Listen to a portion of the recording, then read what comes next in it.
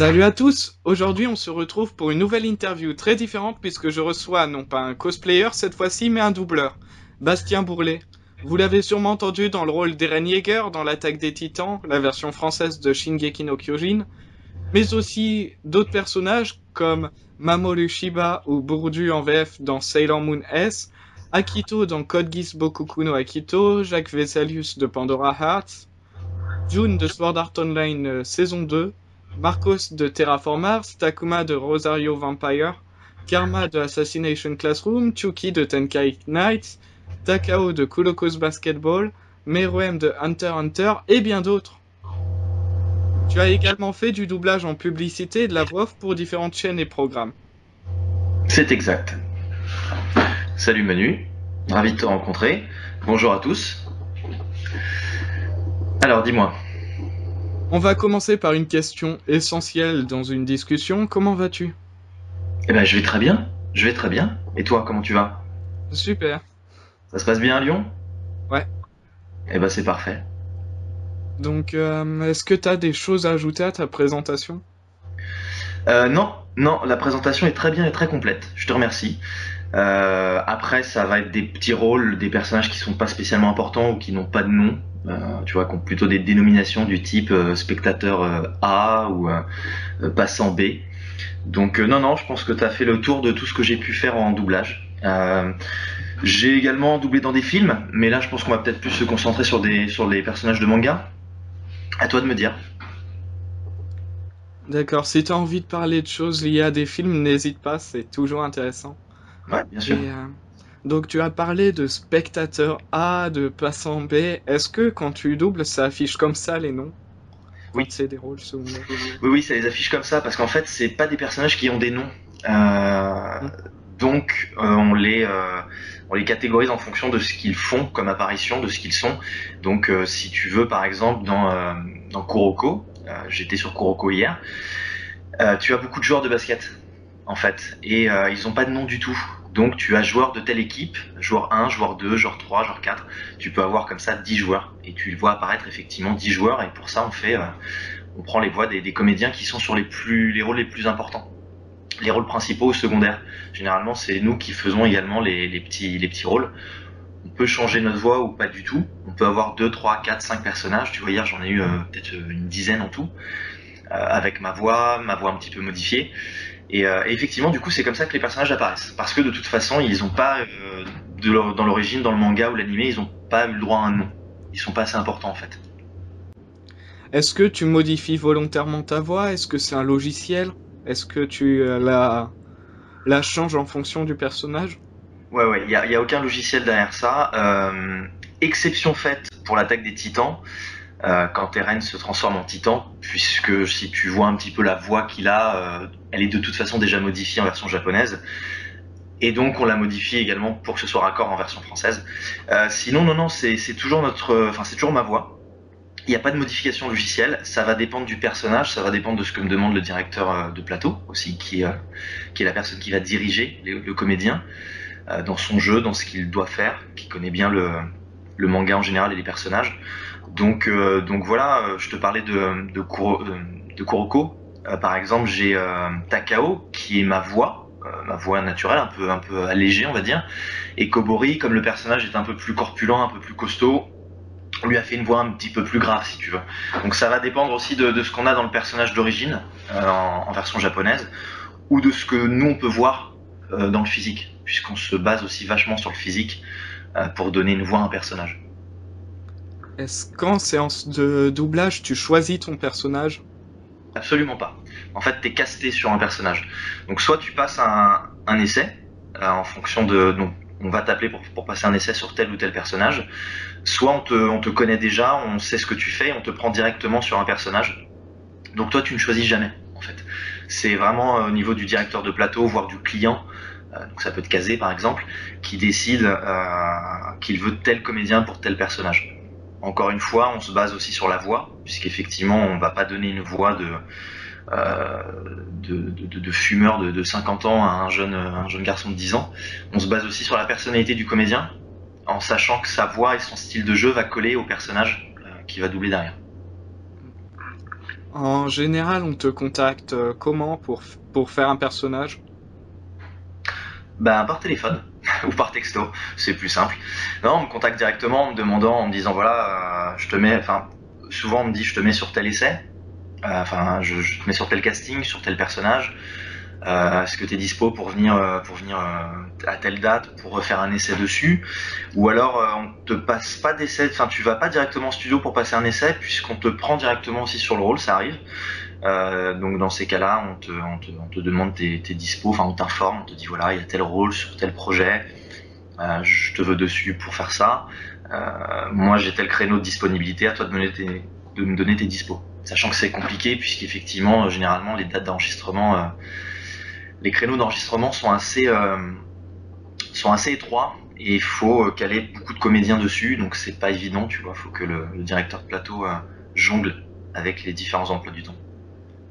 Le plus souvent, tu connais les œuvres dans lesquelles tu vas tourner. Non, le plus souvent non, puisqu'effectivement je suis pas spécialement un fan de manga ou d'animé. J'en ai vu quelques-uns, lu quelques-uns également. J'ai absolument rien contre le genre, c'est juste que c'est pas quelque chose vers lequel je me dirige naturellement. Donc j'ai découvert énormément d'animés comme ça, de mangas.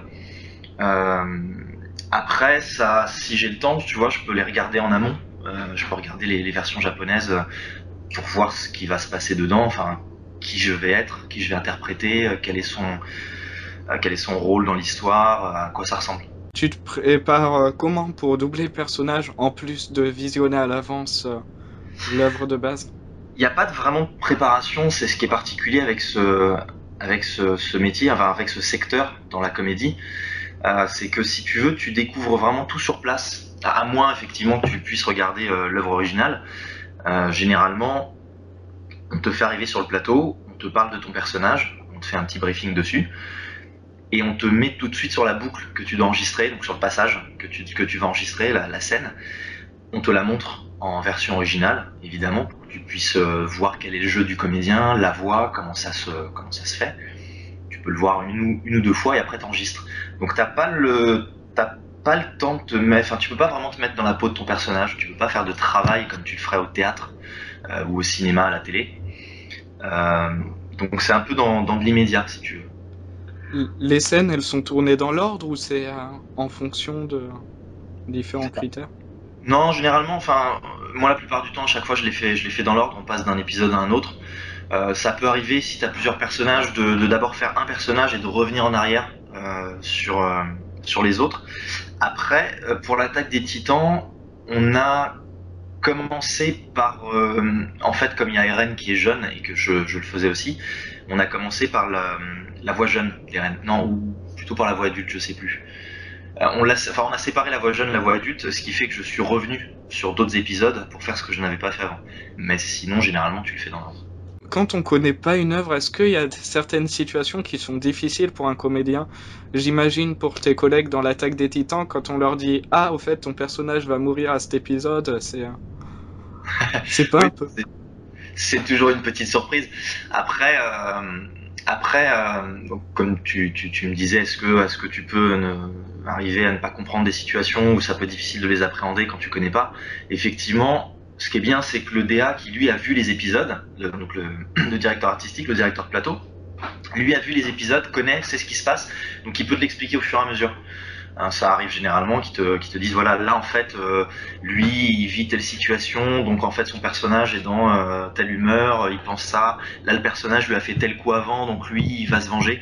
On t'explique pour que tu puisses comprendre parce que c'est vrai que comme je te le dis tu vois la scène une fois avant et puis tu vois que tes scènes, tu vois que les scènes que tu doubles, tu vois pas les autres donc t'as pas le contexte, tu sais pas toujours ce qui s'est passé avant ou ce qui va se passer après ou pourquoi ton personnage fait ça. Donc le directeur te l'explique toujours, ce qui te permet de mieux comprendre, de savoir comment tu dois jouer, comment tu dois faire tes phrases. Après, tu découvres au fur et à mesure, donc oui, tu peux doubler sur un, 3, 4, 5 épisodes, t'enchaînes, et puis t'arrives sur le 8e épisode, on te dit bon bah là en fait ton personnage c'est cette dernière scène, il meurt. Donc c'est toujours une bonne surprise, mais c'est ça qui est bien aussi, c'est que tu vas vraiment de découverte en découverte, tu sais jamais à quoi t'attendre en fait avec le doublage. Donc le directeur de plateau, il permet de contextualiser, d'aider un comédien. Ouais, complètement. C'est vraiment le lien entre l'œuvre et le comédien. parce que lui, il a eu les produits avant, en amont, le client lui a donné, donc il a pu voir l'œuvre en entier, il a pu apprendre à, on va dire, entre guillemets, à connaître les personnages, ce qui lui a permis lui aussi de savoir qui il voulait caster, quel comédien il voulait avoir sur tel rôle. Donc ouais, lui, il connaît tout et c'est vraiment, de toute façon, c'est nécessaire, on a besoin, de la même manière qu'au théâtre, tu as quelqu'un pour diriger les comédiens, aussi, tu as le metteur en scène, tout ça. On a besoin aussi d'avoir quelqu'un pour nous diriger. Le comédien est quand même un outil, même s'il il a un registre, enfin il a des techniques, des connaissances, il a un savoir-faire. Il a quand même besoin de quelqu'un derrière pour le diriger, pour l'orienter. Surtout dans le manga, enfin surtout dans le doublage, où tu ne connais pas l'œuvre, t'as pas le temps de te foutre dans la peau d'un personnage.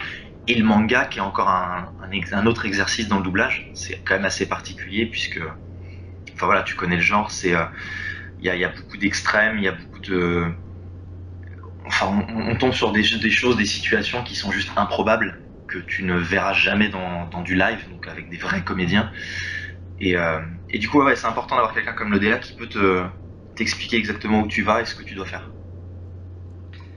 Pour les métiers du doublage, on a donc sur le plateau le DA et les doubleurs. Et est-ce qu'il y a d'autres techniciens, je dirais, qui assistent? Son. Ouais, tu as l'ingé son qui lui enregistre toujours. Tu as toujours au moins le directeur de plateau et l'ingé son. Le directeur de plateau, il va savoir à quel endroit il doit aller dans l'épisode pour te faire ton rôle, ta partie. Lui, en même temps, il va voir où il en est dans les enregistrements, il va cocher au fur et à mesure pour savoir ce qui a déjà été fait, quel rôle a déjà été enregistré, dans quel épisode, quelle partie. Par contre, celui qui va faire la prise de son, qui va monter, qui va mixer, qui va tout mettre en place, c'est l'ingé son. Donc tu as toujours au moins l'ingé son et le directeur de plateau. Tu peux avoir d'autres comédiens qui sont là, mais c'est vrai que la plupart du temps on enregistre seul. Et tu peux avoir également le client. Le client qui est là pour vérifier que tout se passe bien, surtout sur les rôles principaux. Par exemple, moi quand j'ai enregistré l'attaque des Titans, le premier jour il y avait le client, parce que c'était un gros produit, c'est quelque chose qui était très attendu en France. C'était un gros achat pour lui. Donc il voulait être sûr que je correspondais bien au rôle, que l'enregistrement se faisait bien. Et puis après, voilà, tu as parfois d'autres comédiens ou des fans même qui viennent assister, s'ils en ont la possibilité, pour voir comment ça se passe. Pour ce qui est du doublage, de la synchronisation labiale entre les paroles et la bouche du personnage, est-ce que vous essayez d'adapter ou est-ce que c'est après, en post-production, que l'animation est un peu refaite? Non, non, c'est fait en amont. L'animation, on peut pas y toucher parce qu'elle est faite par les Japonais.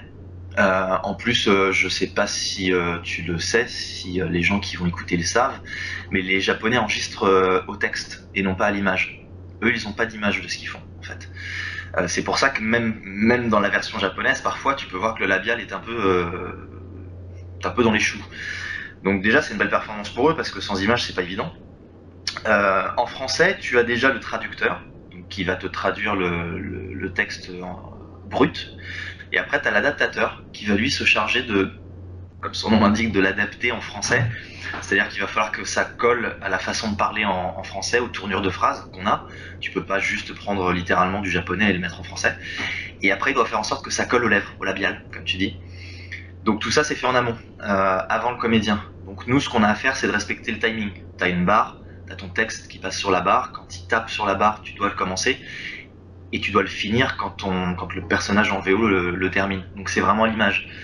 On doit vraiment essayer de rentrer dans ce timing voilà, où le personnage ouvre et ferme sa bouche. Mais ça, c'est le travail qui a été fait avant par l'adaptateur. Donc c'est pas évident, il doit détecter, de savoir quelle phrase correspond à quel personnage, et de faire en sorte que si tu veux le texte traduit et donc après adapté par lui colle parfaitement à ce qui se fait à l'image au niveau de la bouche. C'est pour ça que parfois le texte est forcément changé, qu'on n'a pas exactement une traduction littérale sur ce qui a été dit en japonais. Et les gens peuvent le voir avec des sous-titres et se dire mais c'est bizarre parce que dans les sous-titres ils disent pas ça exactement. Malheureusement, on peut pas être toujours à 100% raccord avec ce qui se dit en japonais parce qu'il faut l'adapter pour que ça colle vraiment à l'image. C'est ça où ça déborde et c'est moche. Donc en fait, vous répétez plusieurs fois la même phrase jusqu'à ce que ça rentre. Absolument pas. Enfin, ça dépend. En fait, si tu veux, comment dire. Enfin, jusqu'à ce que la prise soit bonne. Non, mais je pense que oui, voilà, je me suis peut-être un peu, à mon avis, un peu mal exprimé. Ça a été, t'as la bande rythmo, qui est la bande sur laquelle apparaît le texte, qui défile, donc en fonction de l'image. Tout ça, c'est synchronisé à l'image. Donc ça n'a pas été fait par le comédien n'a pas géré ça, c'est fait avant. C'est déjà synchronisé pour que le texte démarre avec la bouche qui s'ouvre et se termine avec la bouche qui se ferme. Donc nous, tout ce qu'on a à faire, c'est le lire au bon rythme. Donc il peut arriver qu'on l'ait lu trop vite, et donc dans ce cas-là, on dit qu'on est trop court, ou qu'on est trop long, qu'on déborde. Dans ce cas-là, on refait effectivement la prise pour que ça colle pile dans le timing. Après, on la refait aussi si elle est pas bonne, si le jeu n'est pas bon, si c'est pas ce que le directeur de plateau voulait entendre, ou si ça correspond pas exactement à ce que fait le personnage en VO. Pour imager, c'est un peu comme un karaoké, non? Oui, ah mais t'as raison, mais c'est parfaitement ça, c'est un karaoké. Effectivement, le texte, parfois même, je crois que t'as une petite balle qui rebondit sur les syllabes, se fait au rythme des paroles et de la musique. Et c'est exactement ce qui est fait, le travail qui est fait en amont. Du coup, est-ce qu'il y a des scènes, je pense par exemple à l'attaque des Titans, qui ont été difficiles à doubler particulièrement? Oui, les scènes où Eren crie, hurle, c'est toujours un peu difficile parce que tu donnes beaucoup au niveau de la voix, c'est là qu'il faut faire attention à pas l'abîmer. Moi, je crois que j'avais jamais fait un personnage qui criait autant, donc du coup, je me suis retrouvé un petit peu à m'abîmer la voix et être obligé de prendre des pastilles en plein enregistrement pour pas que ça s'entende trop. Donc ouais, ça c'est un peu difficile. Après, pour l'attaque des Titans, je n'ai pas forcément là tout de suite d'exemple en tête, mais ce qui est toujours difficile, c'est quand ton personnage a un très gros débit, parle beaucoup.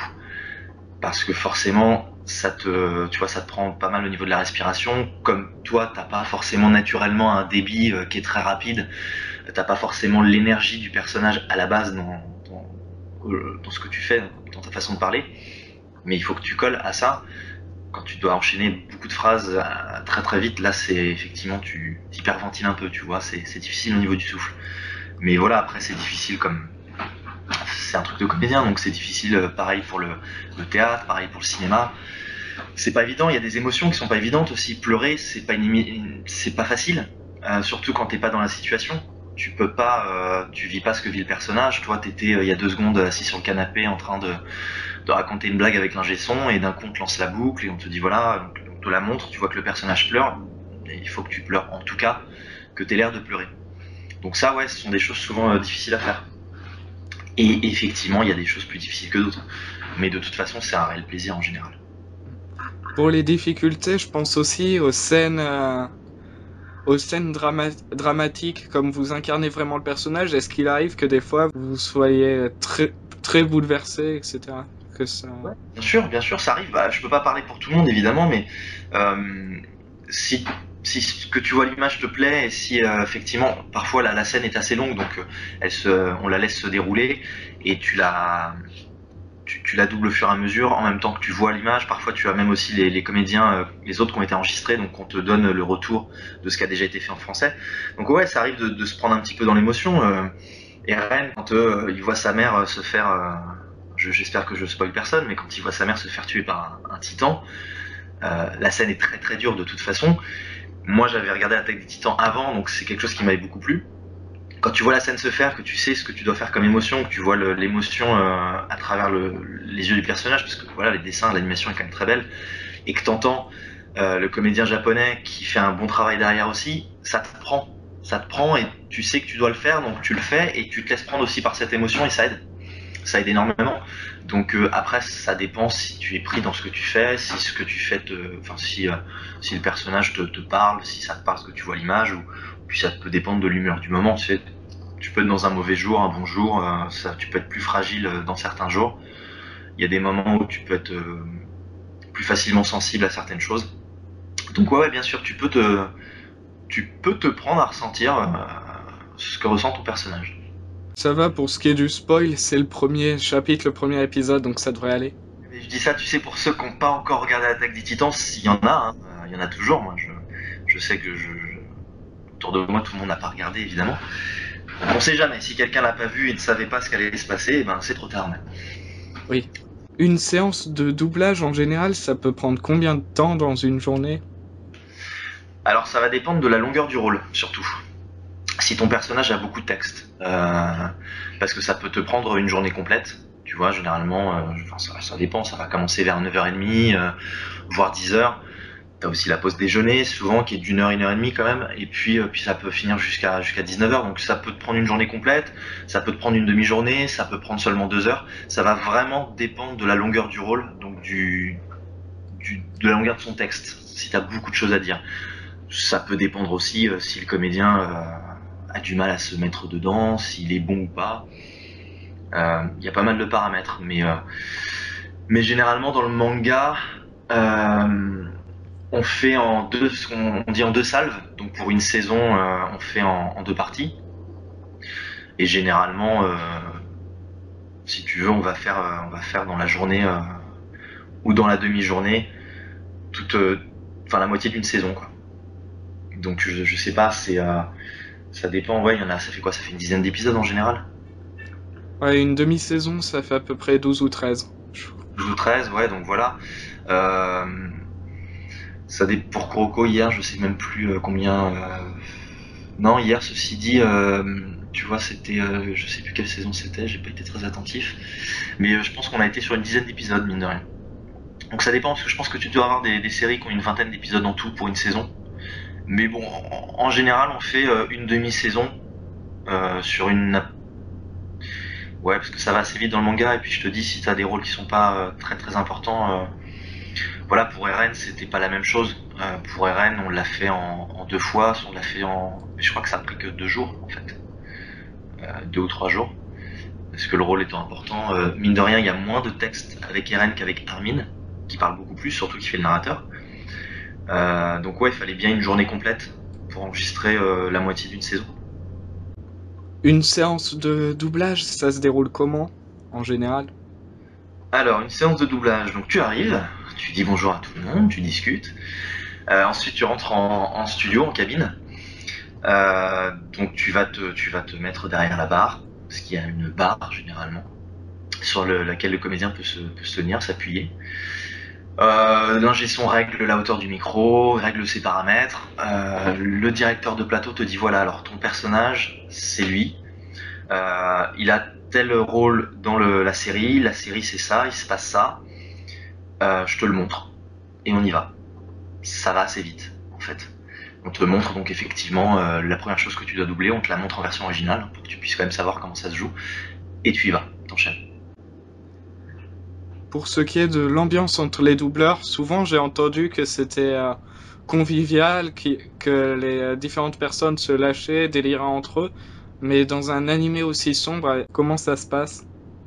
Bah, non, c'est vrai, c'est vrai ce que tu as entendu. Effectivement, c'est une ambiance assez détendue parce que le métier veut ça, parce que la plupart du temps les gens sont sympas, donc effectivement tu rigoles, tu déconnes, tu t'entends bien.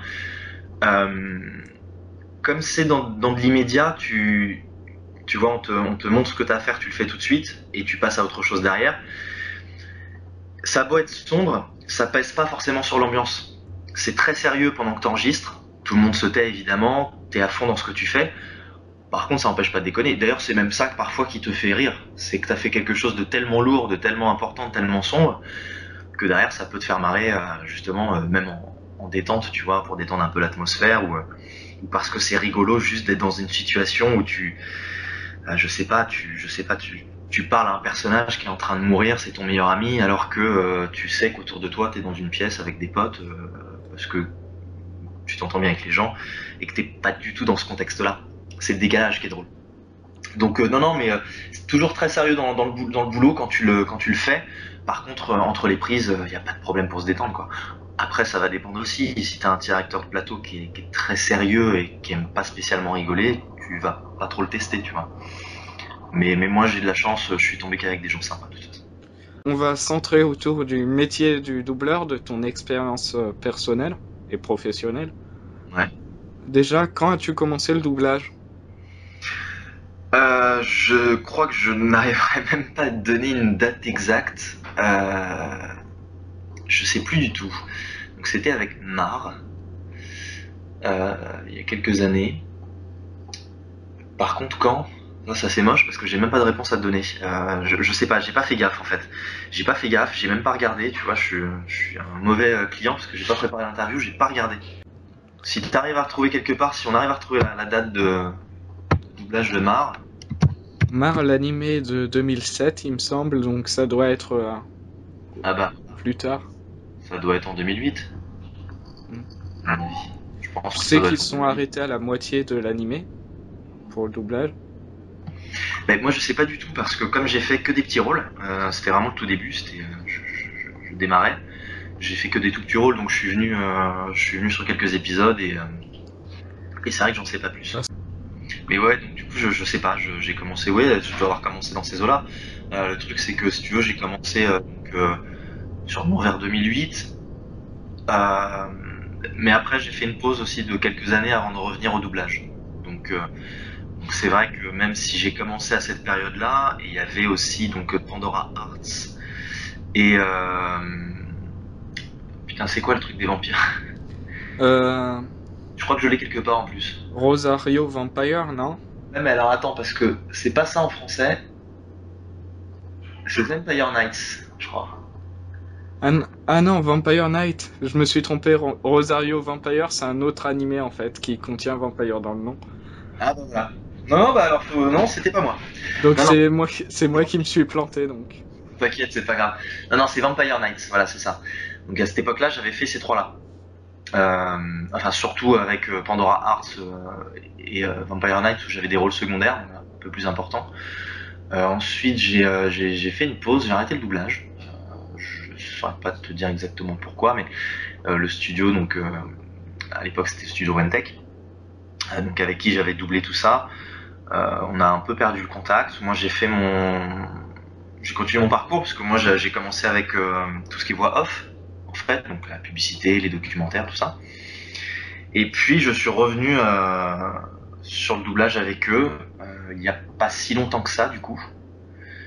Je saurais pas te dire avec quoi je suis revenu exactement, mais du coup, c'est plus récent. C'est plus il y a 3 4 ans, quoi, max, je dirais. C'est quoi ce qui t'a donné envie ou qui t'a donné envie de faire du doublage? Alors, c'est une excellente question. Moi, si tu veux, depuis, je crois, le collège, je me suis toujours un peu amusé. J'ai toujours été bavard déjà. Je pense que ça peut aider. J'ai toujours beaucoup parlé.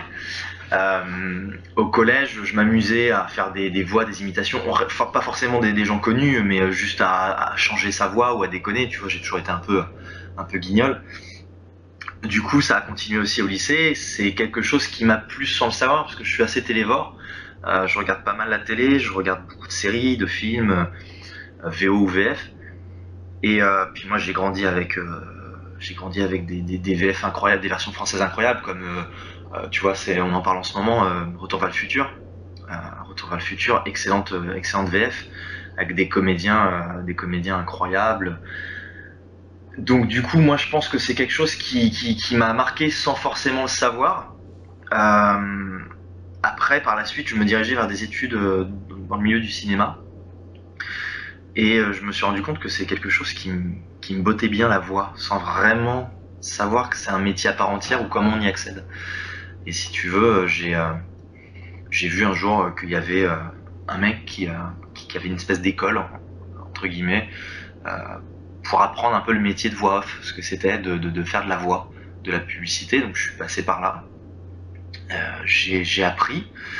Ensuite, bah, j'ai passé des castings, j'ai fini par être pris sur des castings, et puis il fait boule de neige, tu bosses de plus en plus, euh, tu fais de plus en plus de produits. Et forcément, je pense que c'est par là que je suis venu naturellement au doublage, comme c'est quelque chose d'assez cousin, c'est voisin en fait. C'est le doublage et la voix, c'est pas le même exercice, ça demande pas la même chose, mais c'est assez proche. Et, euh, et au final, ouais, au final, je suis venu au doublage. Ben, j'ai rencontré des gens du studio Untech, tout simplement. Je les ai rencontrés, moi, comme je faisais déjà de la voix, euh, et puis j'avais déjà fait du théâtre avant, j'avais déjà fait quelques années de théâtre. Du coup, on s'est rencontrés, et eux-mêmes m'ont proposé d'essayer, tu vois, de venir assister, parce que tu fais ça aussi, t'assistes, tu regardes les autres, tes aînés, ceux qui étaient là avant, tu regardes comment ils font, tu viens, et puis après, il peut arriver qu'il manque un comédien pour faire une voix pour un type qui dit 2 mots dans la foule, ou on te fait passer un essai, tu vois, on te demande si tu veux le faire, alors tu le fais, et puis si ça se passe bien, on te refait faire d'autres petits trucs comme ça, et puis voilà, c'est ça le doublage, au fur et à mesure, tu commences par ce qu'on appelle des ambiances. Donc t'as les ambiances, c'est quand t'entends des gens dans une scène de foule, t'entends des murmures ou 2-3 mots. T'as les guests qui sont des personnages qui vont apparaître vraiment une seule fois dans une série même, qui vont dire une phrase. Puis après t'as des petits rôles, des rôles secondaires, jusqu'à ce que t'aies des rôles principaux. Donc ouais, c'est un peu comme ça que je suis venu au doublage. C'est quoi ce qui te plaît particulièrement dans ce métier? Je crois que ce qui me plaît le plus dans ce métier, c'est l'infinie possibilité en termes de rôle et de jeu. Il y a beaucoup de variété. Tu fais énormément de personnages différents. Pour moi, ça va passer d'un basketteur à un tueur de titans à un vampire, un exterminateur d'insectes. Enfin, il y a tellement de rôles différents. Et c'est des rôles que tu serais pas forcément amené à faire sur scène ou derrière une caméra parce que t'as pas le physique, t'as pas l'âge, t'as pas le profil, a priori. Euh, mais c'est beaucoup moins gênant dans ce métier-là. Euh, du coup, ouais, tu peux être amené à faire des rôles que tu ne feras jamais dans une carrière de comédien, au théâtre ou à la télé. Et c'est ça qui me plaît le plus. Du coup, de vivre énormément de situations différentes, de jouer beaucoup d'émotions différentes aussi. Et, euh, et ouais, c'est toujours un peu inattendu. Tu vas de surprise en surprise, tu sais jamais ce que tu vas faire. Parce que forcément, quand on te prend sur scène ou à la télé, on te prend en fonction de ce que tu dégages aussi. Puis en France, on a tendance à te mettre un peu dans une case, donc à te faire un peu les mêmes rôles. Là, l'avantage, c'est que je fais plein de rôles différents, que ce soit des gentils ou des méchants. Et ça me plaît énormément. Du coup, ça te fait quelle sensation quand t'entends ta voix dans une publicité ou dans un animé? Euh, alors, au début, quand t'entends ta voix, c'est assez difficile. Je pense que tout le monde peut le comprendre quand on entend un enregistrement sur un répondeur, par exemple. On a un peu du mal à supporter sa voix. Et c'est un peu la même chose là pour le doublage et la voix off. Moi, au tout début, j'ai eu un petit peu de mal à m'entendre. J'ai pas forcément aimé ma voix. Je pense que c'est pareil pour beaucoup d'autres comédiens. J'ai mis du temps à l'apprivoiser, tu vois, j'ai mis du temps à l'accepter et à me dire ça c'est ma voix. En tout cas, c'est ma voix enregistrée, c'est à ça que ça ressemble. Donc moi j'ai mis du temps. Après, je m'entends pas forcément à la télé parce que je tombe pas forcément sur les pubs que je fais. Et puis pour tout ce qui est radio, moi j'écoute pas la radio, donc je m'entends pas. Ça me fait toujours bizarre. De toute façon, c'est toujours étrange. Euh, Surtout que sur un produit, une publicité, c'est pas comme doubler un personnage. T'as pas de T'as pas une appropriation de la voix sur le physique, enfin inversement une appropriation du rôle avec ta voix. C'est c'est quand même distancié. Je veux dire, c'est moi, je sais que c'est moi, je vois que c'est une pub pour tel produit ou tel autre, donc ça me fait bizarre. Sur les animés, j'en ai pas beaucoup regardé que j'avais doublé, j'en ai regardé quelques-uns, dont l'Attaque des Titans. C'est bizarre. C'est toujours bizarre. C'est là où c'est différent, c'est qu'effectivement, tu as ta voix sur un personnage, donc tu peux entre guillemets essayer de inconsciemment te dire que c'est la voix du personnage d'une certaine façon. Tu vois, c'est plus exactement ta voix, c'est la voix du personnage d'une certaine manière. Mais c'est toujours un peu particulier de s'entendre. Je suis pas forcément fan. En plus, quand on s'entend, on a tendance derrière à se dire que c'est pas toujours bien ou qu'on aurait pu mieux faire. Tu vois. Sauf qu'on peut plus mieux faire, on peut plus revenir en arrière, c'est trop tard. Donc ouais, maintenant j'ai plus de problème avec ma voix, je l'accepte. Après, c'est plus par rapport au travail où je me dis putain, ça j'aurais peut-être pu mieux faire, j'aurais pu mieux le jouer. J'ai pas été assez bon. Et puis ça, je pense que c'est pareil, on se remet toujours en question, surtout dans ce genre de métier où t'as toujours du mal à trouver que ce que tu fais c'est bien et voilà, tu te remets souvent en question et t'entendre, ça te fait te remettre en question aussi.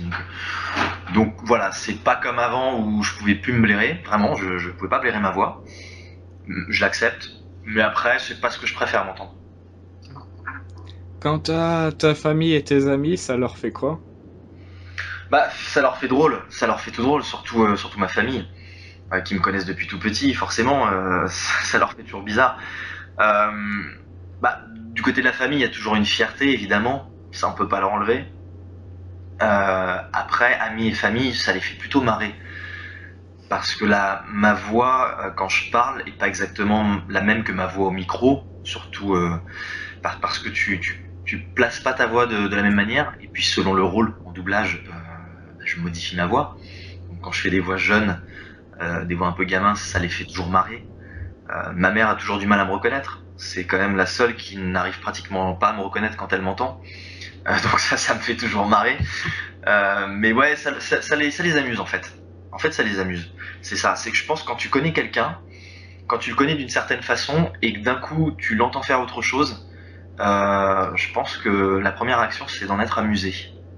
Alors après, j'ai aussi des compliments évidemment, et puis s'ils aiment pas, ils le disent aussi. Hein. Mais ouais, voilà, c'est l'amusement, je pense surtout. Est-ce qu'il y a certains personnages que t'as doublés auxquels tu t'es attaché particulièrement? Bah, le plus évident, Eren, que j'ai beaucoup aimé. Takao, dans Kuroko, que j'aime beaucoup aussi, tu vois, je me suis remis dessus hier et lui il me fait vraiment marrer. Plus récemment, j'ai doublé Karma dans Assassination Classroom et j'aime énormément ce personnage. J'aime bien son côté un peu psycho, un peu barré, tu vois. Je sais pas si tu connais Assassination Classroom. Euh, Je connais, oui. donc j'aime bien son côté un peu pervers entre guillemets. Euh, et puis voilà, on voit une évolution dans le personnage. En plus, au début, tu te dis c'est juste une espèce de malade qui essaie de tuer son prof.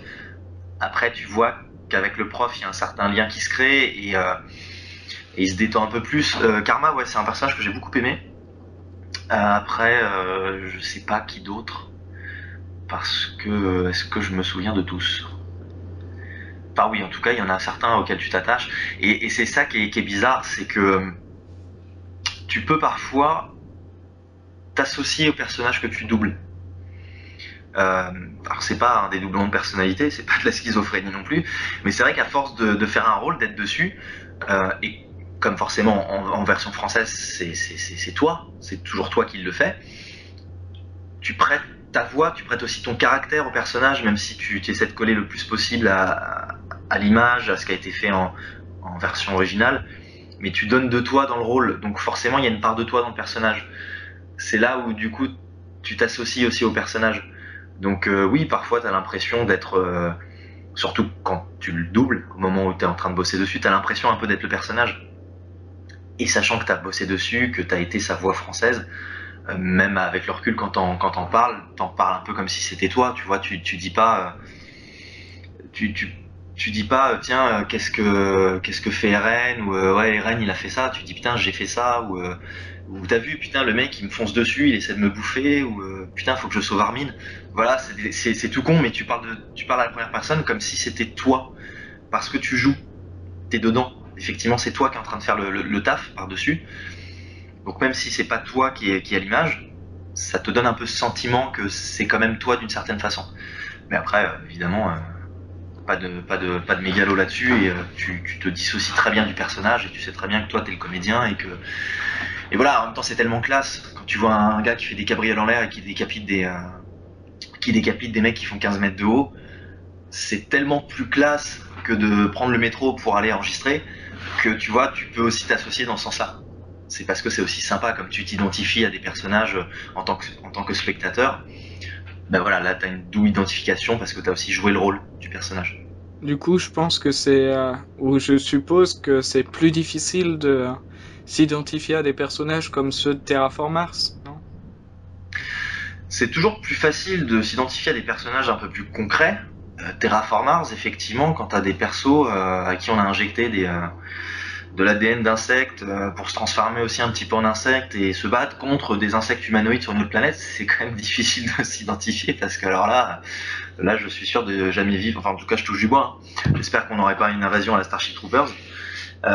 C'est difficile de t'imaginer dans ce genre de situation. Donc ouais, effectivement, quand t'as des personnages plus proches de toi, c'est plus évident. Euh, Encore une fois, Takao, donc Kuroko's Basketball, c'est un basketteur, j'ai fait du basket, le mec c'est un rigolo, j'ai tendance à être aussi un peu comme ça, donc forcément c'est plus facile pour moi d'être plus proche de lui. Meruem dans Hunter x Hunter, qui est une fourmi chimère, un prince, un roi même je crois, enfin en tout cas il a tué sa mère donc ça doit faire de lui le roi, qui est un gros méchant, un vrai bon gros méchant, là je peux pas du tout m'identifier à lui.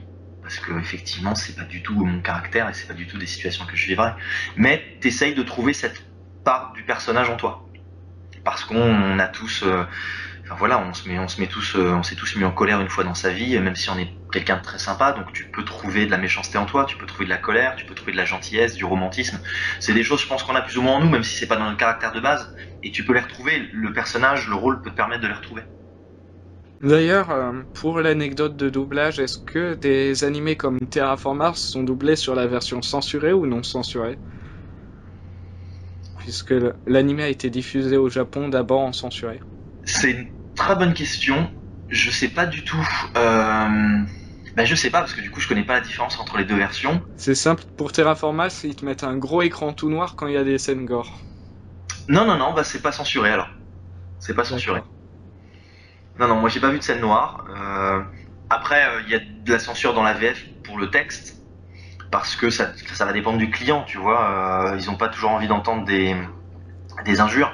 Euh, Tenkai Nights, je crois que c'était Tenkai Nights, je sais plus, c'était pour Disney. Oui, il me semble que c'est ça. Disney t'imagines bien Dans que... un univers un peu enfantin. Ouais, puis l'image de marque de Disney, tout ce qui est vulgaire, il s'en passe très très bien.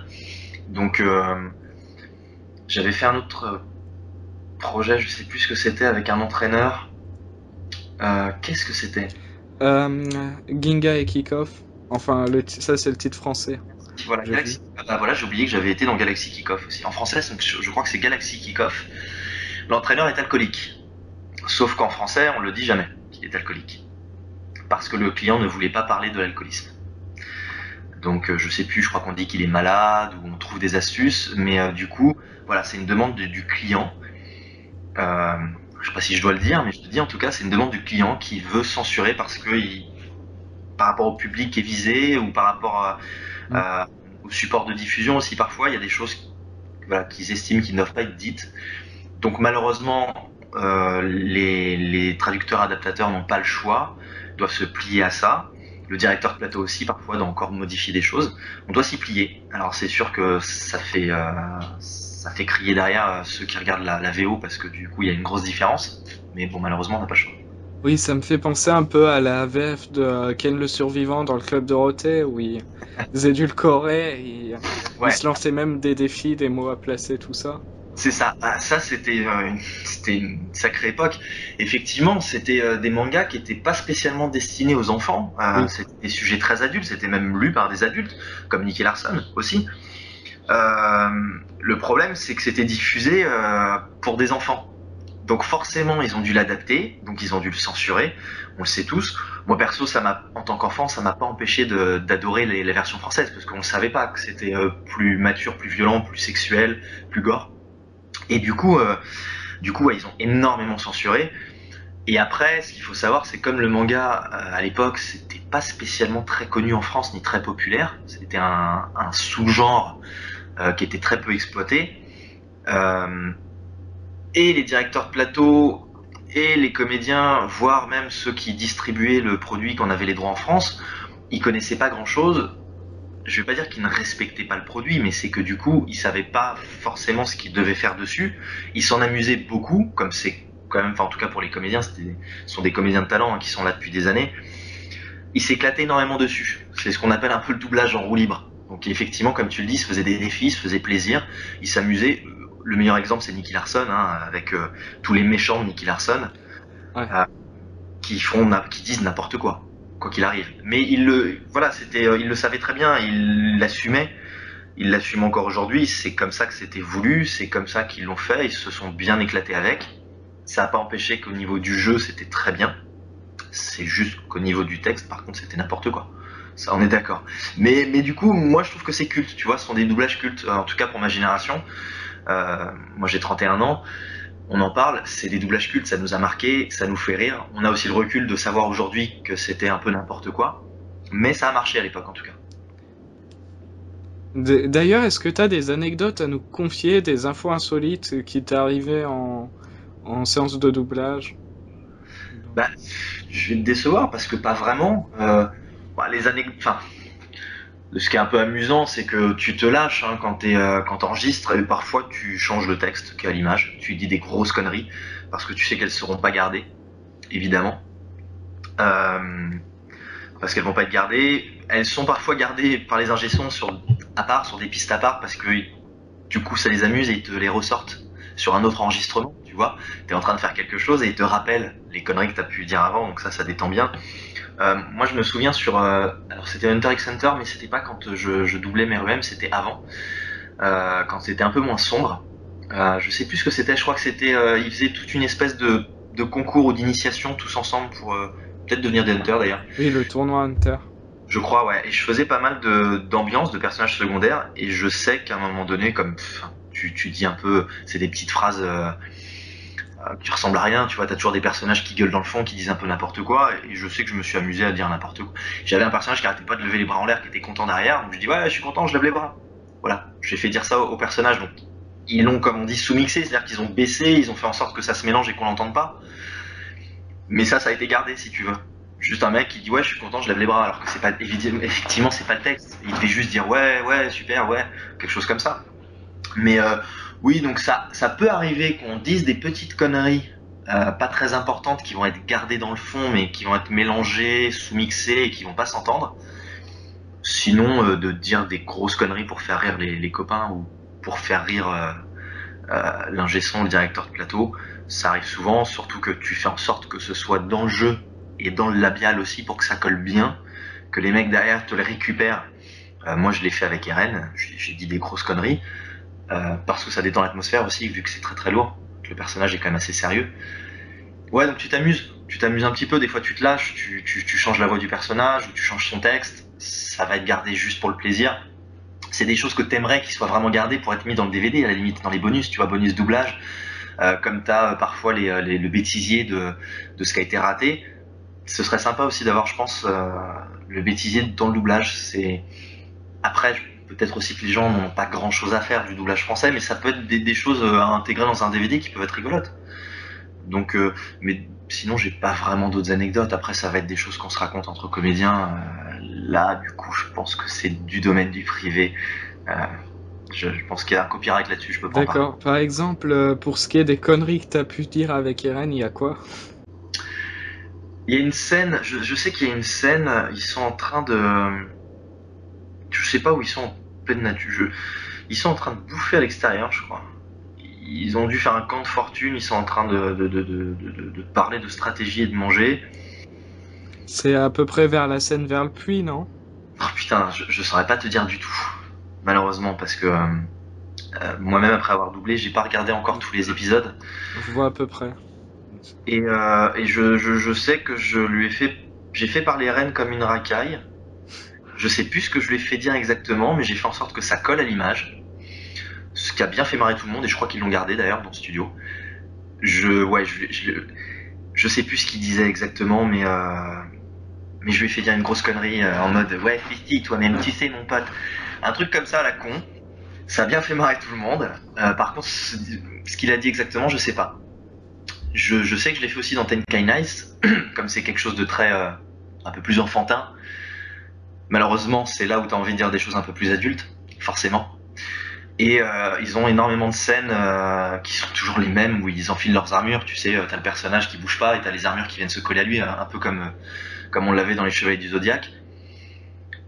Et en fait, en même temps, ils ont ils parlent, tu sais, un peu, ils disent ce qu'ils font, genre transformation Tenkai, des trucs comme ça, comme t'as les pouvoirs qui sont dits, Kamehameha, enfin, tu vois, des choses comme ça. Donc je crois que en fonction de ce qu'il y avait à l'image, je lui ai fait dire des choses un peu interdites au moins de 18 ans. Voilà, parce qu'il y avait certains objets qui avaient des formes un peu phalliques, et que au lieu de dire tout simplement ce qu'il devait dire lui à l'image, je lui ai fait dire d'autres choses. Tu vois, on va peut-être éviter, parce que YouTube c'est quand même un peu familial, il y a des restrictions, mais voilà, c'est le genre de choses que tu changes. Pour D'ac- rigoler. puisque la seule scène que je vois à l'extérieur avec Eren, c'est une scène où ils sont dans un puits où il y a un truc avec une cuillère. C'est Non, tu sais, je pense qu'en fait, c'est quand ils. Je sais plus le nom de tous les personnages, mais ils partent un peu en expédition à cheval même. D'ailleurs, on les voit passer en forêt, tout ça. Ils sont tout dans toute une expédition avec plusieurs personnages, et je pense que voilà, c'est dans ces moments où ils s'arrêtent, ils mangent un morceau, où ils regardent un petit peu où ils doivent aller, ce qu'ils doivent faire. Je pense que c'était quelque chose comme ça. Par contre, je serais incapable de te dire quel épisode, quel passage, quoi. ok. Est-ce que t'as déjà eu des mauvais souvenirs de doublage? Bah oui, quand je me suis pété la voix sur l'attaque des Titans, mais bon, après c'est pas un mauvais souvenir pour le doublage lui-même, c'est un mauvais souvenir parce que dans le sens où t'es pas censé te péter la voix, c'est pas très agréable et ça rajoute une difficulté qui est pas évidente. Parce que vraiment, on a dû en catastrophe passer à la pharmacie, prendre tout ce qui était possible. Je m'enfilais deux trois cachets en même temps je me suis sûrement fait une surdose de médicaments d'ailleurs juste pour que la voix passe, mais c'est pas un vrai mauvais souvenir. Honnêtement, j'ai pas de, je pense pas que j'ai de vrais mauvais souvenirs. Après, c'est de la fatigue. Tu vois, t'es fatigué parce que déjà ça fatigue la voix, mais on s'en rend pas compte de jouer en fait, ça fatigue le corps aussi. T'es enfermé dans une cabine, donc enfin t'es enfermé dans un studio, donc t'as chaud, t'arrives à la fin de la journée, t'as vraiment mal au crâne. Donc puis parfois t'en as un peu marre, hein, c'est de la lassitude parce que tu refais plusieurs fois certaines phrases, parce que ça prend des heures et des heures. Donc c'est pas c'est plus ça, c'est plus une forme de fatigue que vraiment ne pas aimer ce que tu fais et que ça se passe mal. Je te dis, moi j'ai pas eu de directeur de plateau qui était désagréable. Je m'entends toujours bien avec tout le monde, ça se passe toujours très bien. Les comédiens, pareil, je suis jamais tombé sur des cons ou des connes d'ailleurs. Soyons pas sexistes. Donc moi, voilà, je suis toujours tombé sur des gens sympas. Donc en termes d'ambiance et de qualité de travail, ça s'est toujours très bien passé. Après, c'est vraiment, je te dis, fatigue, migraine, la fin de la journée qui est difficile, t'as soif, t'as du mal à articuler, enfin, c'est ce genre de choses. Mais j'ai pas de vrais mauvais souvenirs de doublage. Il y a des doublages dont t'es particulièrement fier. Déjà, j'ai cru comprendre Eren Yeager. Bah, Eren Yeager, pour être tout à fait honnête, j'ai du coup regardé en VF, je crois, les 6 premiers épisodes. Je suis pas si fier que ça, parce que comme je te l'ai dit tout à l'heure, on a tendance à pas toujours aimer ce qu'on fait et à trouver qu'on aurait pu mieux faire. Moi, par exemple, toute la partie enfant, où je le fais donc en gamin, c'est peut-être parce que je modifie ma voix pas mal et que j'aime pas entendre ce genre de voix, mais moi je peux pas me blairer. Quand je m'entends enfant, je peux pas me blairer. Du coup, je pense que je peux pas blairer tout ce que je fais. Donc même si c'est bien fait, je n'aime pas. Ça c'est moi, parce qu'après il y a des gens qui m'ont dit mais non, je vois pas le problème, c'est bien, ceci, cela. Donc non, je suis pas toujours content de tout. Moi, il y a des phrases, je me dis putain merde, j'ai envie de les refaire parce que j'aurais pu le faire différemment ou le faire mieux. Je suis fier évidemment parce que c'est mon premier rôle principal vraiment important dans le manga, que c'est une grosse licence, c'est quelque chose qui était très attendu en France, donc t'as une grosse pression derrière. Donc je suis assez content de ce que j'ai fait globalement. Karma aussi, tu vois, c'est qui est plus récent. Karma, je suis assez fier aussi de ce que j'ai fait. Après c'est délicat parce que voilà, encore une fois, je vais pas toujours être content de ce que j'ai fait. Euh, Même ce qui est étonnant, c'est que tu peux être fier sur le coup de ce que tu as fait et quand tu vas le réentendre plusieurs mois, voire plusieurs années plus tard, tu vas pas aimer alors que tu avais aimé auparavant. Mais c'est valable pour tout le monde. Dans la vie courante, il y a des choses que tu fais, t'en es content sur le coup et puis derrière tu te demandes pourquoi tu l'as fait aussi. Hein, ça arrive. Mais Oui, ça arrive toujours. ça arrive toujours à tout le monde hein, au J'ai final. j'ai ce souvenir sur certaines vidéos, par exemple. Toi aussi, t'as eu du mal à te blairer ou à te dire putain j'aurais peut-être dû le faire différemment. Il y en Mais a, c'est qu'est-ce que j'ai fait? c'est normal parce qu'on a un rapport à soi qui est particulier. Les autres nous perçoivent pas comme on se perçoit. À moins d'avoir un gros ego, d'être très fier de soi ou autre, on a tous toujours un petit problème avec son physique, avec sa voix, avec ses talents ou son manque de talent. Enfin, tu vois, on a tous des problèmes avec soi. Hein. Donc, comme c'est un métier qui demande donc du talent à proprement parler, faut vraiment qu'il y ait un talent. Hein, faut qu'il y ait de l'ego. Enfin, il y a forcément de l'ego dans ces métiers-là parce que bah, tu es toi, tu te mets toi. En plus, quand tu es sur scène, tu te mets toi physiquement, tu te donnes de ta personne. Donc les métiers artistiques, c'est encore plus dur parce que tu t'impliques personnellement et émotionnellement un peu plus que dans d'autres métiers. Et du coup, ouais, tu peux avoir du mal avec certaines choses, mais tu peux être fier. Donc voilà, j'ai été fier, parfois j'ai été moins fier, j'ai été moins content du résultat, ce qui veut pas dire que le résultat était mauvais. Attention, ça veut pas dire que j'ai forcément fait du mauvais travail ou que les directeurs de plateau ont fait un mauvais travail en laissant passer quelque chose qu'ils auraient pas dû. C'est moi, c'est mon ressenti, qui est pas le ressenti de tout le monde. Tu vois, tu peux regarder un film en trouvant qu'un comédien est vachement bon et la personne à côté de toi trouve qu'il est mauvais. Il y a aussi de ça. Donc ouais, l'attaque des Titans, je suis assez fier pour ce que c'est aussi, pour la grosseur du projet. Je suis assez content de Karma pour Assassination Classroom. Je trouve que je m'en suis bien sorti aussi sur Meruem, qui est du coup un gros contre-emploi, et surtout au niveau de la voix, c'était pas évident parce que c'est un personnage qui est très plat, qui a une certaine neutralité dans sa façon d'être, qui est très calme toujours, avec une voix un petit peu plus profonde, un peu plus grave, donc c'était pas toujours évident. Fier aussi j'ai été sur un film qui est sorti, ce qu'on appelle les direct to vidéo, qui sortent que en vidéo. Généralement, ce sont pas les meilleurs films du monde. Un film qui s'appelle Kingdom Come, donc où j'avais le rôle principal. Je suis assez content aussi parce que là, c'était mon premier gros rôle en ce qu'on appelle en live, dans le milieu, donc avec des vrais comédiens. Et là, c'est pas évident, c'est pas la même chose qu'avec du manga parce que là, t'as un personnage qui est vivant, t'as un vrai comédien qui est là et qui donne son rôle, pas qu'à la voix, qui le donne aussi à l'écran avec son image. Et puis c'est encore un petit peu différent dans l'exercice, donc c'est plus concret. Du manga, on peut se permettre de délirer un peu plus parce que c'est du... Attention, je vais essayer de choquer personne, mais c'est du dessin animé à proprement parler, techniquement parlé, ce qui n'est pas du tout le cas d'un live. Donc. Mais ça aussi, j'étais assez fier parce que je trouve que le rendu est plutôt bon. Donc voilà, on a des petites fiertés. Et puis après, des fois, ça se trouve, je te dis ça, dans 2-3 ans, je vais me réécouter là-dessus, je vais trouver ça mauvais. C'est possible. On sait jamais.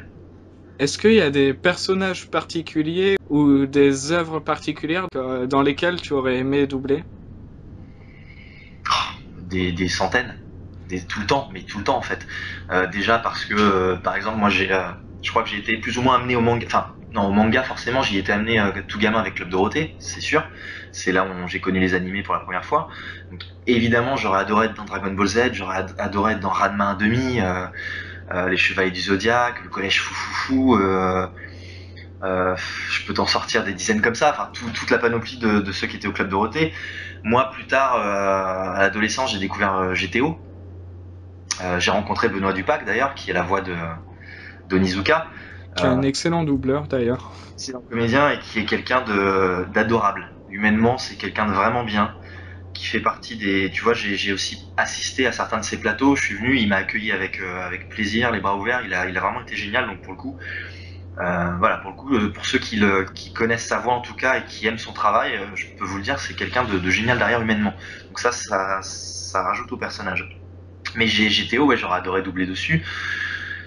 Euh, Après, des mangas plein, des films aussi, des séries télé que je regarde, que ce soit, j'en sais rien, que ce soit Breaking Bad, qui a été une excellente série, même Supernatural, sur laquelle je m'accroche depuis 11 saisons, même si je pense qu'il devrait s'arrêter là. Il y a plein de séries, plein de films sur lesquels j'aurais aimé doubler parce que, soit en tant que spectateur, j'aime j'aime le contexte, j'aime les rôles, j'aime les personnages, soit parce que je me dis qu'il y a des rôles qui pourraient me correspondre ou que je pourrais faire. D'ailleurs, ça peut arriver de regarder quelque chose en... Ça m'arrive, moi, en regardant un produit en VO sous-titré, de m'amuser à voir si je pourrais le faire avec le sous-titre, tu vois, par-dessus. D'essayer de le jouer un petit peu comme ça, à la volée, pour voir si ma voix collerait au personnage ou si c'est quelque chose que... C'est un rôle que j'arriverai à faire. Donc, évidemment, des dizaines et des dizaines de rôles que j'aurais aimé faire dans des dizaines de mangas, séries, films, dessins animés, des Disney. J'adorerais faire du Disney. Après voilà, moi je suis encore très jeune dans le milieu, euh, pas spécialement par l'âge, mais parce que c'est très récent. Le manga reste encore, disons, dirigé, enfin c'est encore pour une niche, on va dire, même si ça devient de plus en plus populaire en France. Je crois qu'après le Japon, la France est un des pays où le manga est le plus populaire.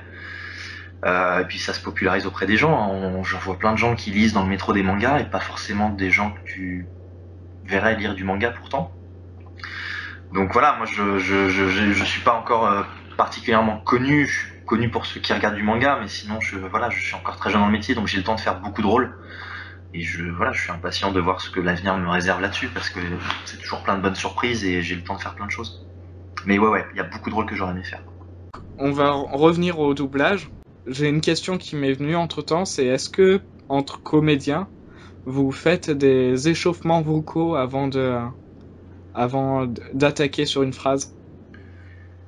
Bah non, en fait, enfin pas entre comédiens. Après, d'un point de vue personnel, tu peux le faire. Déjà, moi, en ce qui me concerne, je bois toujours un thé avant. En tout cas, je le prends avant de commencer. Parce que comme c'est chaud, ça permet de chauffer les cordes vocales, c'est tout bête. Éviter de boire quelque chose de froid, voire de très froid, ça n'aide pas. Moi, je ne fume pas non plus, donc j'ai pas trop de problèmes de ce côté-là. Après, non, je te dis, je prends un thé pour m'échauffer les cordes vocales. Après, tu peux peut-être plus pour l'articulation, tu vois, de faire le cheval. Tu fais le cheval avec tes lèvres, des trucs comme ça, ou de tu vois, bien écarter bien ouvrir la bouche, mamemi momu, des trucs babebi bobu qui sont des trucs de comédien justement au niveau de l'articulation pour pas se foirer. Mais c'est vrai que la plupart du temps, on fait pas forcément d'exercice. Je pense que le fait déjà de discuter avec tout le monde en arrivant, ça te permet de te chauffer. On va arriver aux questions sur certains débats qui reviennent assez souvent dans le doublage. Pour commencer, t'en penses quoi du débat qu'ont certaines personnes entre VO et VF? C'est l'éternel débat. Ça c'est le truc, ça durera toujours parce qu'évidemment, il y a des gens qui détestent les VF, il y a des gens qui n'en ont rien à faire des VO non plus. Ce que j'en pense, c'est que c'est un peu un faux débat. Hmm. C'est un faux débat parce que de toute façon, c'est un point de vue. C'est vraiment une question de goût, comme avec la musique. Il y aura toujours des gens qui détesteront les VF et des gens qui adoreront les VF. Donc ces gens-là pourront jamais s'entendre dans le débat. Vaut mieux débattre avec des gens qui sont d'accord avec toi. Euh, Moi, personnellement, ce qui m'énerve avec ça, c'est les gens qui crachent sur les VF, euh, mais juste gratuitement. Je trouve qu'il y en a énormément qui, qui crachent dessus sans que ce soit fondé, sans avoir de véritables arguments. Il y a pas mal de gens qui ont de mauvais arguments. Ce que j'entends souvent, ou ce que je lis souvent là-dessus, euh, les premiers arguments, ça va être les voix correspondent pas. C'est pas les mêmes voix qu'en japonais. Déjà, c'est pas un argument. Ça veut pas dire que c'est une mauvaise VF. Oui, ce sont pas les mêmes voix, mais déjà, ce sont pas les mêmes comédiens, donc ça va être difficile d'avoir les mêmes voix.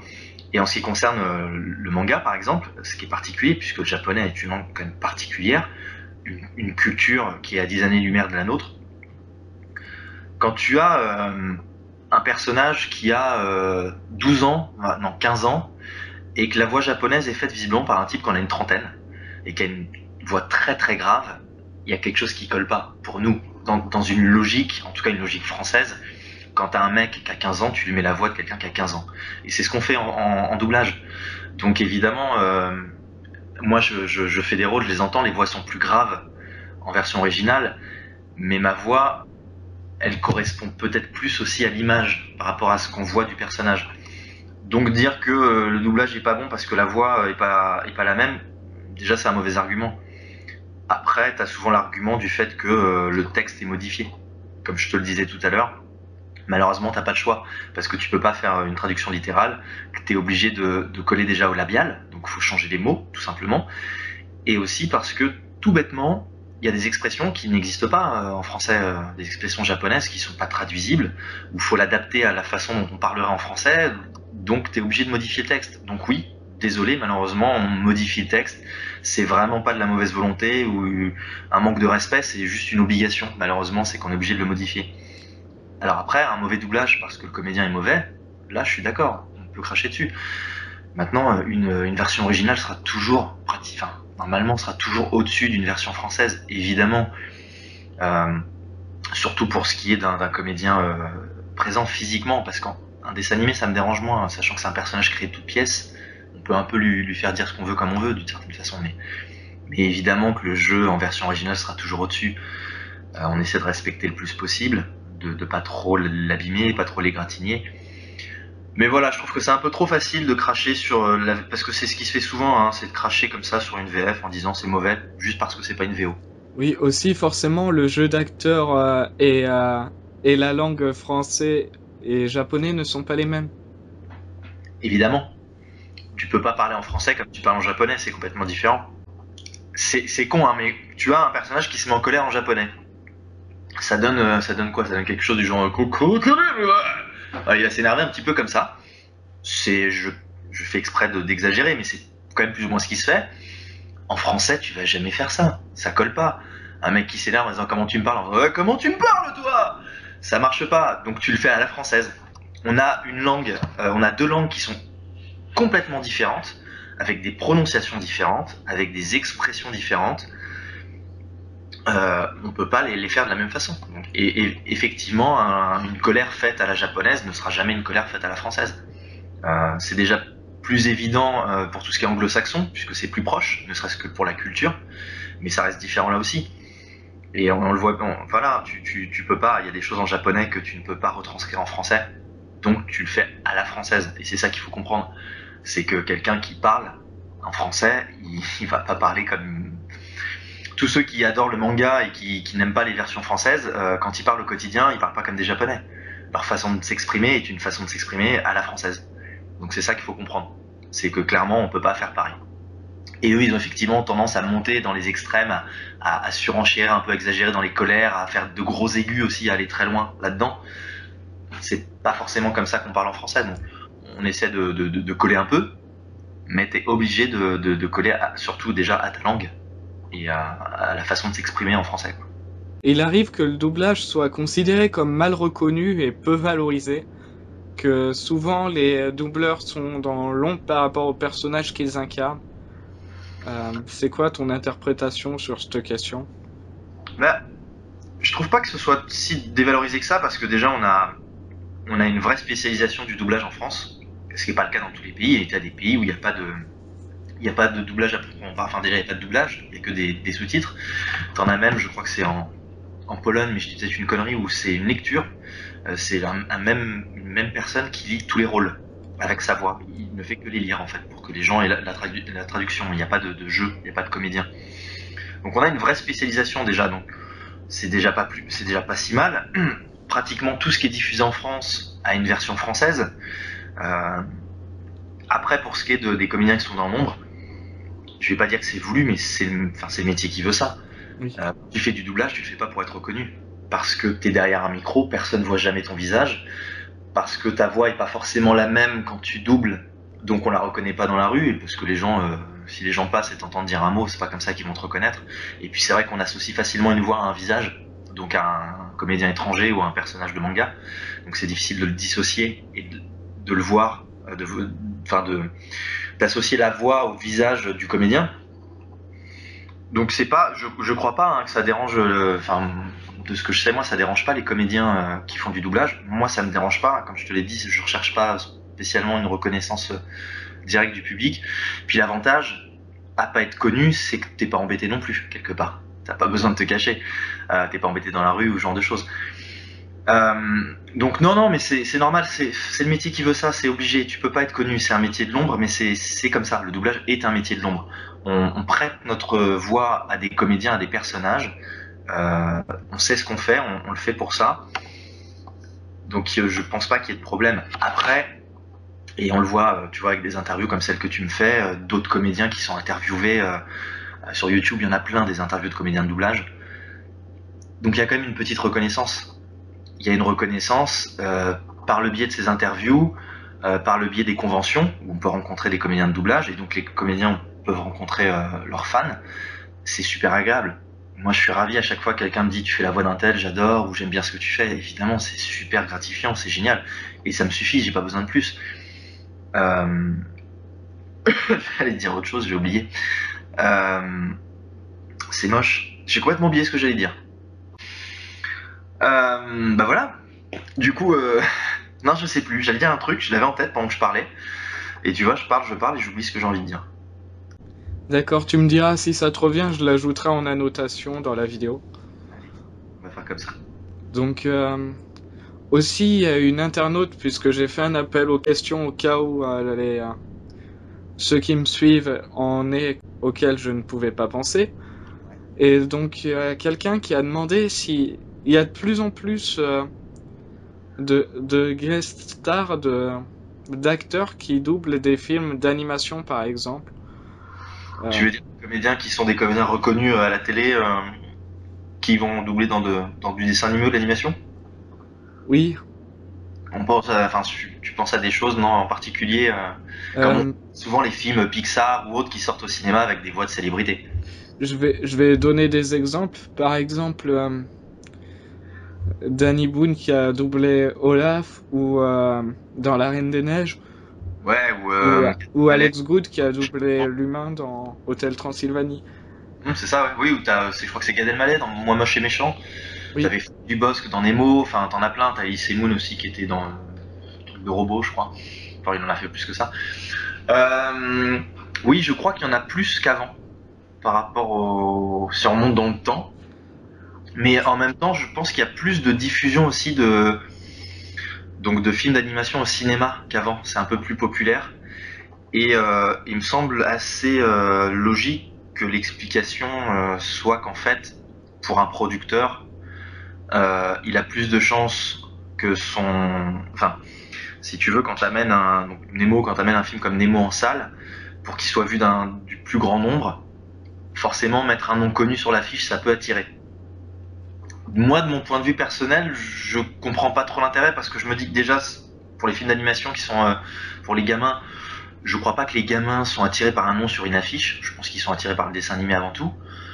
A priori, ce serait plus pour les adultes, mais les adultes généralement accompagnent les enfants, donc de toute façon, ils n'ont pas le choix à la base.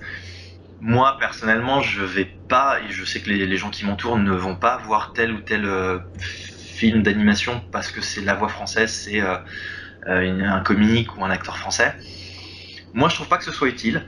Euh, mais bon, visiblement, ça doit marcher puisque ça continue à se faire. Après, voilà, ce sont des comédiens, donc ils savent jouer la comédie, ils savent le faire. Donc au moins, on sait que le travail est bien fait. du coup, elle s'était demandé si c'est pas un peu dommage que certains doubleurs reconnus peuvent être remplacés par Bah voilà, moi, mon opinion, et je n'ai pas, enfin, ça me gêne pas de le dire, je l'ai toujours dit. Moi, ça me dérange personnellement. Je sais qu'il y a des comédiens que ça ne dérange pas. Moi, ça me dérange parce que c'est une spécialisation de doublage, donc c'est une technique comme le théâtre est une technique, la télé c'est aussi encore, enfin le cinéma c'est une autre technique. Ces gens-là n'ont pas à la base la technique du doublage, ce qui fait que, et je le sais parce qu'on me l'a dit, des comédiens donc connus comme ça qui ont fait des rôles, ça a pris 2 fois plus de temps que des comédiens de doublage qui étaient spécialisés, parce qu'ils ont la technique. Il faut savoir que ça coûte 2 fois plus cher aussi. Évidemment, parce qu'ils sont célèbres, donc le cachet est plus gros. Ça, je pense que c'est un secret de polichinelle. Moi, c'est ça qui me dérange, c'est qu'il y a des gens dont c'est la spécialisation, parce que même si, comme je te l'ai dit, ce sont des gens qui sont des comédiens de théâtre à la base, ceux qui font du doublage, il y en a beaucoup qui ne font plus de théâtre, justement parce qu'ils se sont spécialisés là-dedans, parce qu'ils bossent suffisamment là-dedans, soit parce qu'ils s'épanouissent, soit parce qu'ils n'ont pas envie de revenir vers le théâtre, soit parce qu'on ne vient plus les chercher non plus, parce que bah c'est con, mais à force de plus faire de théâtre, les gens ne pensent pas forcément à toi, ou voilà, donc c'est une vraie spécialisation. Les gens, voilà, c'est un forcément d'avoir quelqu'un qui a pas exactement la technique, qui connaît pas exactement le métier, et on le prend simplement parce qu'il est célèbre. Je trouve ça un peu dommage, tu vois, parce que jouer juste sur l'image ou sur le relationnel, plus que sur le talent ou la professionnalisation. D'autant plus que, comme l'avait dit un autre comédien, et je saurais plus te dire qui c'est exactement, je veux pas dire de conneries, un autre comédien de doublage, qui avait dit que lui ça ne le dérangeait pas dans la mesure où les comédiens de doublage, on les amenait à la télé et au cinéma aussi. Et effectivement, pourquoi ça marche pas dans les deux sens? Pourquoi est-ce qu'on prend pas ces gens-là pour leur faire faire aussi du cinéma, puisque ce sont des comédiens qui savent jouer, et que parfois ils sont même meilleurs que des comédiens qui sont pris des comédiens lambda, hein. Je vais pas forcément parler de grands comédiens, mais donc moi ça m'embête un peu, surtout que du coup ça prend 2 fois plus de temps, le cachet est 2 fois plus gros. Euh, ouais, moi ça me fait un peu chier parce qu'effectivement il y a des gens dont c'est le métier vraiment à part entière, c'est en tout cas la spécialisation. Ils sont là pour ça. Comme tu l'as dit, il y a des gens qui sont plus qualifiés et c'est surtout qu'il y en a qu'on aurait aimé entendre sur tel rôle. Et puis, enfin juste, c'est con hein, mais pour pas mal, tu peux l'entendre. Moi j'arrive à l'entendre quand t'as une célébrité qui est entourée de 5-10 comédiens de doublage, j'arrive à entendre la différence de niveau. Tu sens que y a un truc qui passe moins bien au niveau de la voix ou peut-être quelque chose qui fait que la personne n'est pas à l'aise. Je vais pas être méchant, mais rien que dans le jeu vidéo, par exemple, le dernier Tomb Raider, comme ils l'ont rajeuni le personnage, on n'a plus la voix d'origine de Lara Croft, donc ils ont pris une autre comédienne. Ceux qui voudront savoir qui est la comédienne, il suffit de regarder sur internet, c'est pas compliqué. Elle a joué dans Bref, le format là, de Kian Kojandi sur Canal. C'est pas la même chose. C'est pas la même chose qu'une comédienne spécialisée dans le doublage, ça s'entend. Et d'autres à qui je l'ai pas dit ont juste écouté, ont trouvé aussi qu'il y avait quelque chose qui collait pas. Ça colle un peu moins. Donc, c'est pas le cas pour tout le monde, mais voilà, moi ça me dérange un peu. Personnellement, je pense que c'est pas que chacun doit rester dans sa case, c'est pas ça, mais à partir du moment où il n'y a pas d'échange, il n'y a pas les comédiens de doublage qu'on comprend plus au cinéma, c'est quand même dommage qu'on prenne les comédiens de cinéma dans le doublage, surtout si c'est simplement pour vendre plus de place parce que ça fait bien sur l'affiche, comme ils l'ont fait avec Ted en prenant Joey Starr, qui ceci dit s'est révélé être un très bon comédien, et moi je trouve qu'il s'en sort plutôt bien quand même sur Ted. Mais bon, la voix de Joey Starr est ce qu'elle est, c'est sa voix, c'est quand même pas la voix de Ted à la base, qui est la voix de Seth MacFarlane, qui est une très belle voix grave, et c'est quand même dommage d'avoir cette voix très rocailleuse de rappeur sur un personnage qui aurait mérité une autre voix. Donc voilà, c'est un peu dommage. Du moment que le doublage empathie pas et que le doublage reste bon, tant mieux. Mais effectivement, je pense qu'il y a un manque d'échange dans les deux secteurs, et que c'est toujours dommage de rester sur une question de réputation, parce que la voix est connue. Parce que finalement, parce que le comédien est connu, pardon. Parce que les voix de doublage, même si on les connaît pas, on sait pas qui ils sont, on connaît pas leur nom, on connaît leur voix. Parce qu'on les entend depuis des années, les gens les connaissent, les reconnaissent. Hein. La voix de Bruce Willis, c'est la voix de Bruce Willis depuis des années. Même si on sait pas que c'est Patrick Poivet, on sait que c'est la voix de Bruce Willis. Et je pense que si les gens entendaient une voix différente, ça les choquerait. Donc je pense que les gens sont peut-être même inconsciemment attachés à certaines voix, et ça leur pose pas de problème d'entendre ces voix-là, et qu'ils n'ont pas besoin d'entendre Danny Boone ou autre. Je pense que c'est gadget pour le coup. Même si, attention, hein, je dis pas qu'ils sont mauvais derrière. J'ai pas vu ce qu'a fait. Si, j'ai vu La Reine des Neiges. C'était très bien ce qu'a fait Danny Boone, y a pas de problème. Même Franck Dubosc, qui est même s'il a été comédien avant d'être comique, mais puis il est redevenu un peu plus comédien aussi par la suite, c'est vachement bien aussi ce qu'il a fait sur Nemo. Donc comme quoi, voilà, faut pas cracher trop vite et se dire oh là là, ils appartiennent pas au milieu, attention, c'est pas une bonne idée. Par contre, quand tu commences à prendre des chanteuses ou des gens comme ça, là, c'est peut-être un peu dangereux, quoi. Je ne citerai pas de nom. Je pense qu'il suffit de regarder, c'est très facile de savoir quelle chanteuse française a fait du doublage. Ou des Miss Météo. Je crois avoir la petite idée, oui. Voilà, ou des Miss Météo sur Canal. C'est pas difficile de retrouver. Et tant pis si je me fais des ennemis. Enfin voilà, parfois c'est pas une bonne idée de prendre des gens dont c'est pas le métier à la base. Ce qui veut pas dire que, sous prétexte que c'est pas leur métier, ils peuvent pas s'en sortir, puisque Joey Starr, qui est à la base un rappeur, s'en est très bien sorti et se révèle être un bon comédien, et je suis pas le seul à le dire. On l'a vu dans pas mal de choses où je pense qu'il a surpris beaucoup de monde.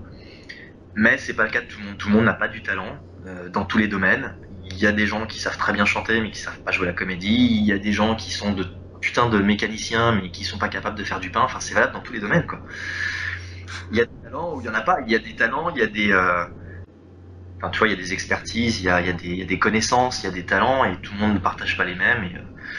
Et voilà, sous prétexte de non connus, il faut pas non plus mettre les gens n'importe où. Ça donne un peu l'impression que ça pique le boulot des autres, effectivement. Dans le sens où il y a quelque part une comédienne qui n'est dédiée qu'à ça, qui le fait très bien, qui avait sûrement un jeu, un caractère et une voix qui correspondaient parfaitement à tel personnage, mais on a préféré prendre une célébrité. C'est dommage. Après, il faut pas se tromper avec le modèle américain, où de toute façon il n'y a pas de vraie spécialisation de doublage. Enfin, peut-être plus dans le jeu vidéo, où la plupart du temps sur un dessin animé, un film d'animation, ce sont les comédiens qu'on retrouve à l'écran qui doublent, parce que c'est comme ça que ça se fait chez eux. Mais parce que c'est comme ça. Nous en France on a une spécialisation, c'est bien de s'y tenir aussi un petit peu. pour pas non plus tuer le métier et que les mecs se retrouvent à foutre 2 fois un cachet à des célébrités qui gagnent déjà très très bien leur vie, alors que t'en as d'autres qui, l'intermittence c'est pas toujours facile, t'en as d'autres qui vont galérer ou même qui vont pas galérer, mais c'est leur boulot et on leur enlève peut-être un cachet qu'ils auraient pu faire et c'est dommage parce que si tu fais ce métier-là aussi, c'est que ça te plaît, c'est que t'as envie de le faire. Euh, Moi personnellement, je suis spécialisé là-dedans. Donc c'est vrai que si je j'ai pas la possibilité d'avoir des rôles parce qu'on va en mettre à des gens qui ont déjà des rôles ailleurs et qui ont déjà beaucoup d'argent, ça va me frustrer, ouais, ça va m'énerver, je pense.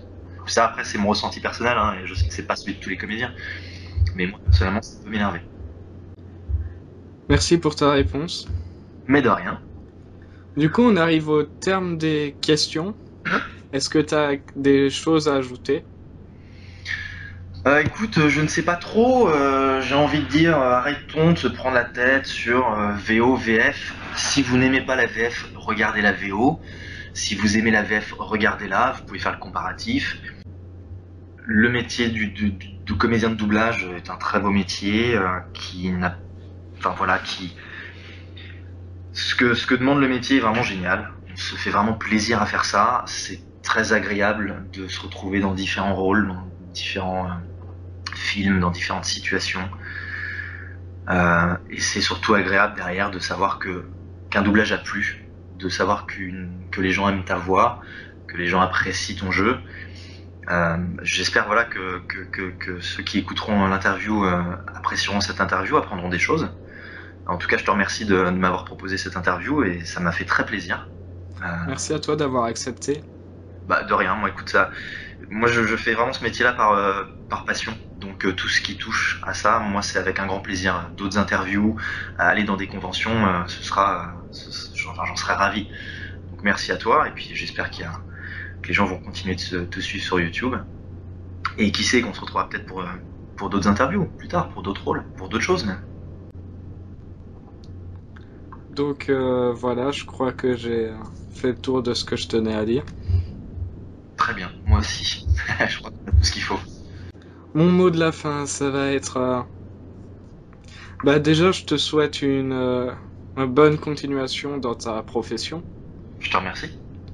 Donc encore merci d'avoir accepté l'interview et n'hésitez pas, là je m'adresse à vous les abonnés, n'hésitez pas à suivre son travail. Donc voilà, qu'est-ce que je voulais ajouter? C'est Très bien. toujours dur de conclure, de trouver De comment trouver la conclure. phrase qui va bien finir. Donc voilà, si vous voulez voir ce que je fais, de toute façon, on a Internet maintenant pour essayer de trouver toutes les informations. Ceux qui veulent venir me parler, ce sera avec plaisir. Il n'y a pas de problème, je refuse pas les conversations. Et voilà.